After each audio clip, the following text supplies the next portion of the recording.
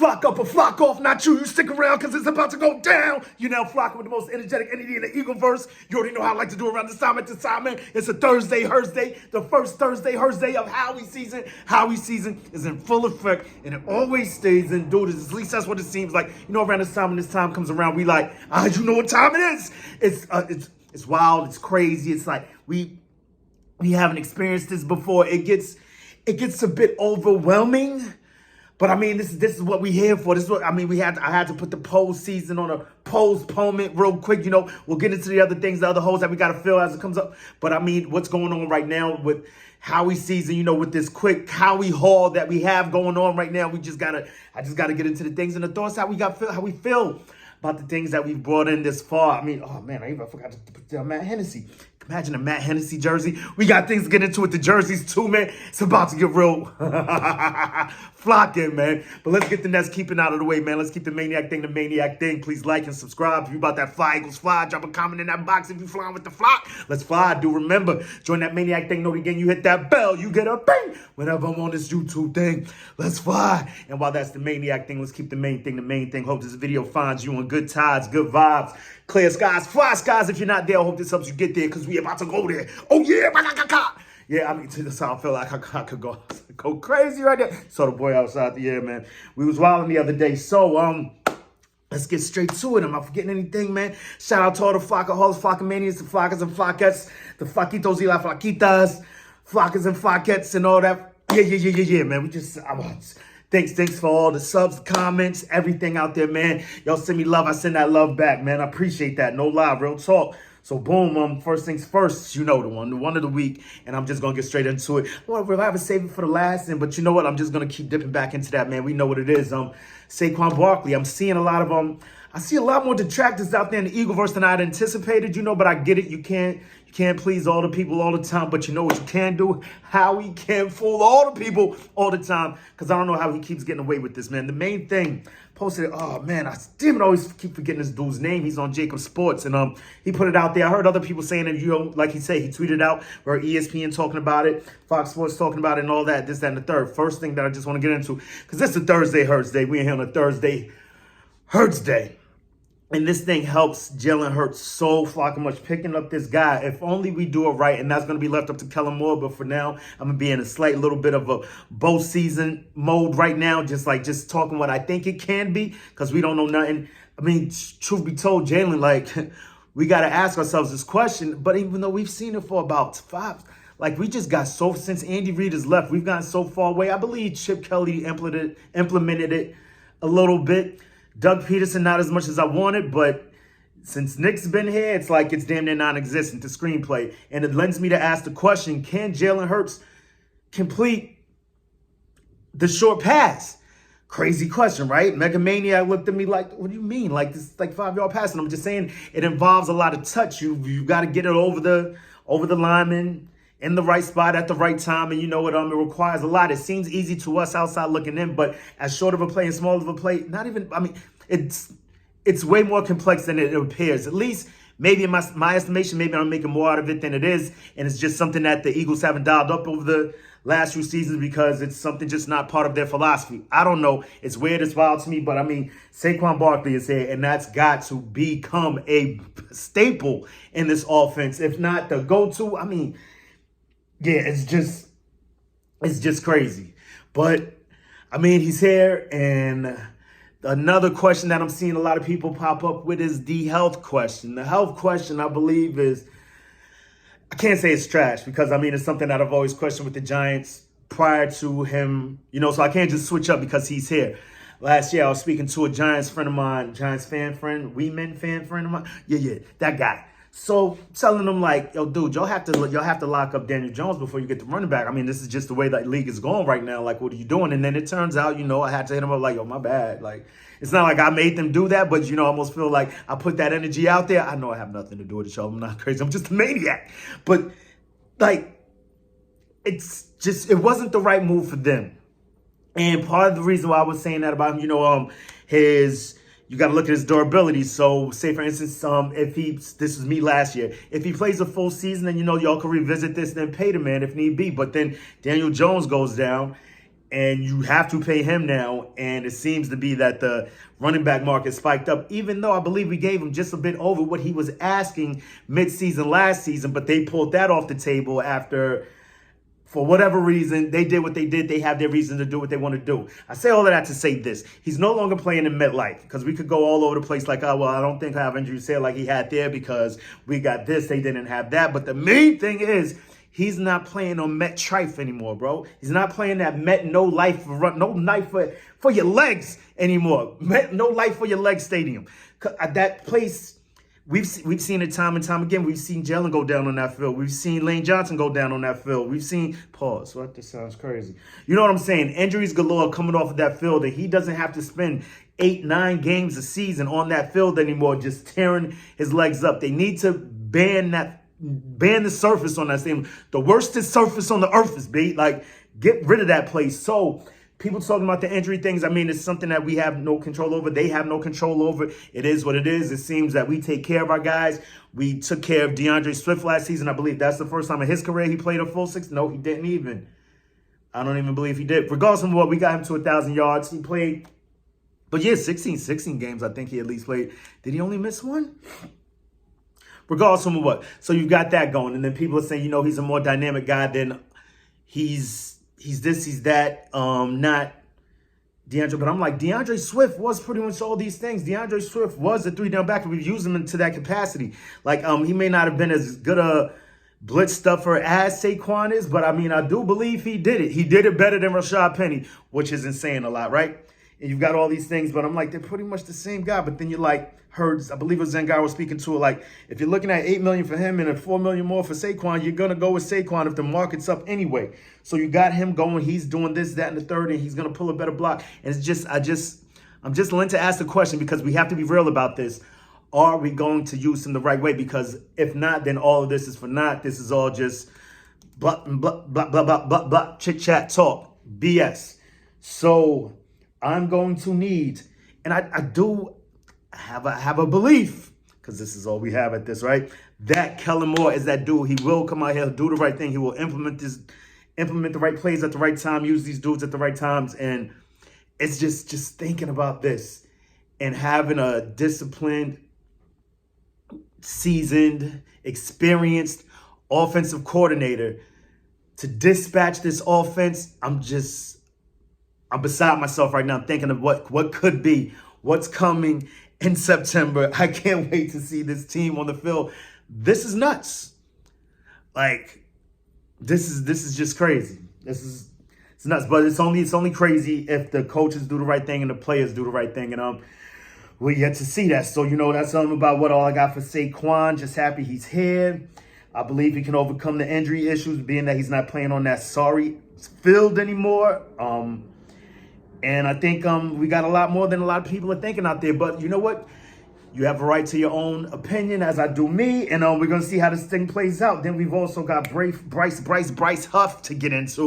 Let's flock and go. The thing that I'm most hyped about this dude is, and I'm pretty sure a lot of fans out there with their Swift jerseys is that he's wearing this, just announced today at their press conference. Yeah, both of them had super dope press conferences, by the way. Saquon Barkley is just a picture of professionalism. He knows how to handle this. You see, dude, I mean, he's sitting there answering questions from the press. And, like, everyone's talking at the same time. You see, he's like in the Matrix, bro. He's picking up everything out all at the same time. He's not just getting discouraged or anything. And I'm like, this is how he's going to be busting through holes, looking all over the place. He sees everything, man. It's going to be nuts. And then Bryce Huff steps up to the podium. Welcome, Bryce Huff. And he was, he's cool, calm, copacetic, real low-key guy, at least as far as we see, first press conference, swear that we know these guys do. Last year, I was thinking freaking, Zach, whatever the flock his name was, linebacker that signed with us, then left like 2 days later. I was super pumped about this dude, Miles Jack. And, yeah, so you never know what's going to go down the line. But just off of what we know, he's staying. 51 million reasons why. But seems to be a cool, calm dude, laid back, not too over the top. Definitely seems like he knows ball, as I imagine most of these dudes do. You know what I mean? He's been around here for a while. But you can tell he's a worker, a student of the game. He wants to get better. And I really think that he's ready for this role that we have placed upon him. He's ready for the high snaps. He's ready for a real snap count. What did I put down here? He's ready for real reps, basically, at the end of the day, at least as far as I can see him. You know what I mean? Can't hurt that some. Right stuff. So yeah, the main thing though is, like I said, I'm all over the place. You know how I do this thing on the fly. He'll be wearing number 0. Everyone out there with the Swift jersey, you could take your jersey, mail it to Stitch and Fix, Stitch and Switch and Stitch, whatever the place. That's what I did with, you know what I'm saying, with one of these ones.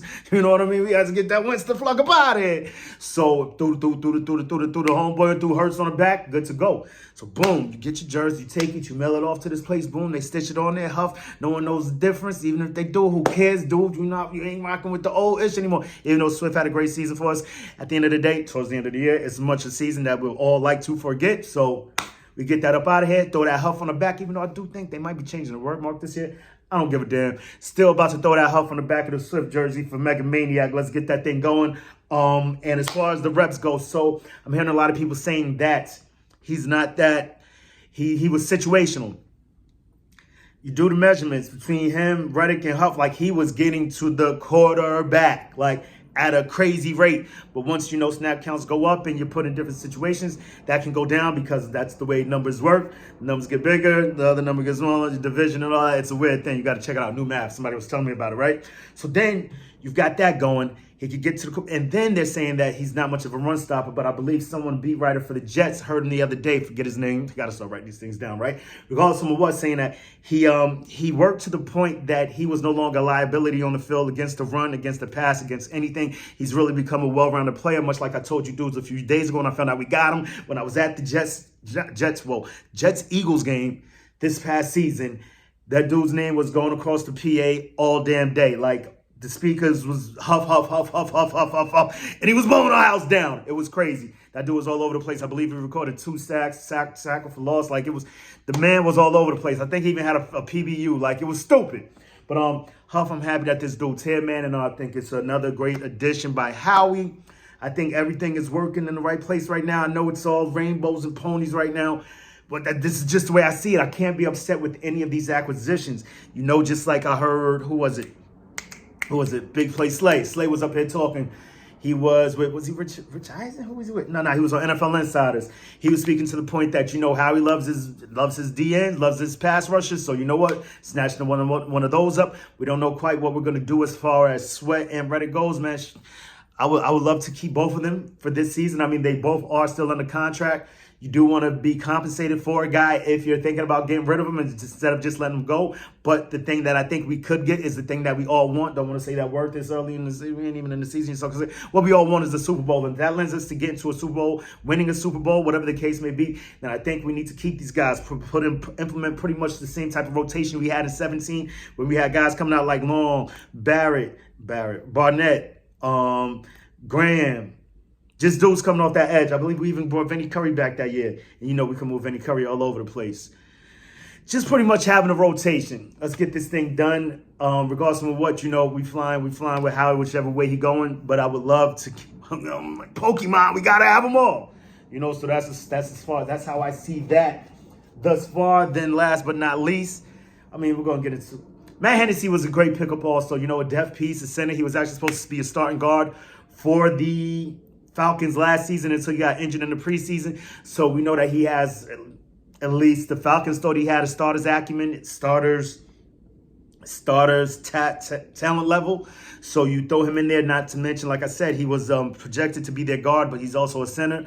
So we could switch it up, sort of like a swing guard. Is that even the thing? I know that we have swing tackles. Whatever the case may be, a Swiss Army knife that we could throw on that offensive line, either as a depth piece or who knows what's going to happen coming down the line. Just love the added addition of him. Zach Bond, don't know too much about that dude. I guess pretty much a special teams piece, linebacker depth piece, not the linebacker that we wanted. I think the linebacker market kind of switched up on the Eagles this season. I mean, that running back market, they seem to not give a damn. They was going to get Saquon no matter what. But this linebacker market, you're seeing guys signing left and right for money. Jaguars signing former 49ers defensive lineman Eric Armstead. So those dudes, they're losing pieces. But I mean, damn, 51 million. Shush. Look at that. Where's Chase Young going, y'all? Y'all want him? Regardless of what, so depth piece as far as Hennessy and Zach Bond goes. Happy that we got those two new added guys. I don't know too much about them, but you know, I look at the world through eagle colored glasses. Open your eagle eye, poke your nose in, and let it through. There go the glasses. But yeah, so We've got that going. And last but not least, CJGJ is back. And as far as that goes, I mean, this is a guy that the organization knows. This is a guy that our DBs know. This is a guy that these guys can work well together. We already know that. We've seen that. They put together one of the best backfields in the league that season. I believe they were #1 during this last Super Bowl run, right? So we've got that going on, albeit we have different coaches. And Bradbury didn't turn out to be quite the player that we thought he was going to be. We decided to sign him and let CJGJ go. And basically what the Eagles did with that was they flocked around and found out, like, yeah, he was a big piece. We need him. Get him back to flock over here. And as far as I see Bradbury, man, I see him having a snapback season. He's going to snap again, bounce back season. Because he seems to be, I don't know if you're familiar with this. I notice this a lot in my days of fantasy football. You see a tight end go off one week, the next week, regular degular, go off the next week, regular degular. That seems to be the way Bradbury's career goes. I didn't even have to bring up the tight end fantasy football analogy. All you have to do is look at Bradbury's career. It seems to be a lot of on-season, off-season, on-season, off-season. Not to mention, a lot of things were going down last season in that defensive side of the ball. I don't want to put, it's like I heard Dan Orlovsky say, you can't put 100% on the players, can't put 100% on the coaches, but it seemed to be a hodgepodge of, you know what I'm saying, piss poor performance. So hopefully we get that thing back together with Fangio in the building, getting this thing right, and things will get better.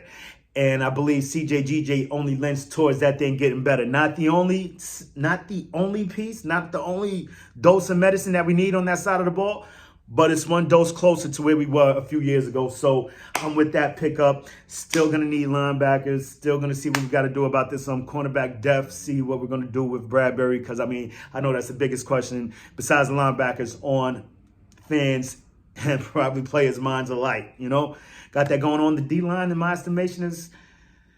We're going to need depth. Yeah, wait, no, the D-line's not set because we don't know what's going on with Reddick and Sweat. But regardless of what, man, happy CJGJ is back, man. 1 year heals all wounds. One thing that did catch me off guard was Ngaro saying that he's not a Pro Bowl safety. And I'm like, wait, the year he was here, didn't he make the Pro Bowl? And if he said all pro, then maybe I'm just misquoting him because all pro, I get it. But still, that's one step away. I believe he's an upper echelon safety and, had a few things go against him last season, injury amongst other things. But I think, getting back here, getting right here where he needs to be, and things will be right again. And we're going to right this ship. We're going to fly high like we're supposed to do around this time, about this time, at this time, man. To the next time, make it the best time. In the meantime, between time, keep it a green time. Next time we hop on here, man, we're going to try and get into the rest of the post series that I was trying to put together and all that. And put together all these other pieces that we got to put into this puzzle to get this thing going in the right direction, to make it full, right, complete, to where we want to get this thing going. You already know, SBs all days, 24/7, 363, you heard me? And other than that, man, you know how I like to do around this time, about this time, at this time, man. Questions. We got questions. The Eagles have questions. Howie's season is in full effect. Howie busting the stupid dope moves has questions for you. What you gonna do when Eagle Mania swoops down and runs wild? And Saquon runs wild on you. Oh, it's about to be crazy, bro. And say it with me one time before we get the flock up out of here, man. EAGLES. Eagles. Let's fucking go. I can't wait, dude. Oh, man. Drafts is next. Okay. Get the flock out.